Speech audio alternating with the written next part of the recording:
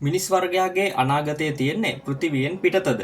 විද්‍යාඥයන් සහ එලෝන් මස්ක් වගේ බිලියනපතියන් දැන් ලෑස්ති වෙන්නේ පෘථිවියට අමතරව අඟහරු ග්‍රහලෝකය මිනිස් ජනාවාසයක් බවට පත් කරන්න.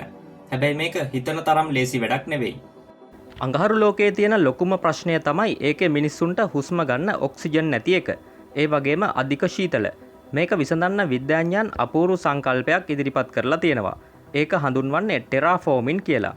ඒකෙන් වෙන්නේ අඟහරු ග්‍රහයාගේ වායුගෝලය කෘතිමව වෙනස් කරලා පෘථිවිය වගේ එකක් බවට පත් කරන එක. ඒ වෙනුවෙන් මුලින්ම කරන්නේ අඟහරුගේ ද්‍රව ප්‍රදේශවල තියෙන දැවැන්ත අයිස් කඳු උණු කරන එක. ඒක කරන්න යෝජනා කරලා තියෙන්නේ අභ්‍යවකාශයේ දැවැන්ත කණ්ණාඩි සවි කරලා හිරුවෙලිය අඟහරුට පරාවර්තනය කරන එකෙන්. නැත්තම් න්‍යෂ්ටික ප්‍රහාර එල්ල කරලා ලොකු තාපයක් ජනනය කරන එකෙන්. එතකොට ඒ අයිස්වල තියෙන කාබන් ඩයොක්සයිඩ් පිට වෙලා අඟහරු වටා හරිතාගාර ආචරණයක් හැදිලා ග්‍රහලෝකය රත් වෙන්න පටන් ගන්නවා. ඒ අයිස් තට්ටුවල තියෙන ජලය සම්පූර්ණ දිය කළොත් මුළු අඟහරු ග්‍රහලෝකයම මීටර් 11ක් විතර ගැඹුරු මහා සාගරයකින් වහන්න පුළුවන් කියලා විද්‍යාඥයන් විශ්වාස කරනවා.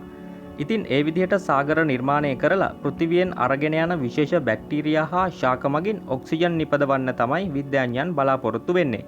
ඒත් මේක අවුරුදු 100 ගාණක් ගත වෙන ව්‍යාපෘතියක්. අඟහරුගේ ප්‍රධාන ගැටලු ඒ විදිහට විසඳුවත් තව ප්‍රධාන අනතුරක් තියෙනවා. ඒ තමයි අඟහරුගේ පසේ රතු පැහැයට පේන පර්ක්ලොරේට්ස් කියන රසායනිකය. මේ රසායනිකය වැදෙන ඕනෑම දෙයක් යම් කාලයකදී විනාශ කරන්න ඒකට පුළුවන්. ඉතින් විද්‍යාඥයන් මේකට දෙන විසඳුම තමයි විශේෂ බැක්ටීරියා භාවිතය.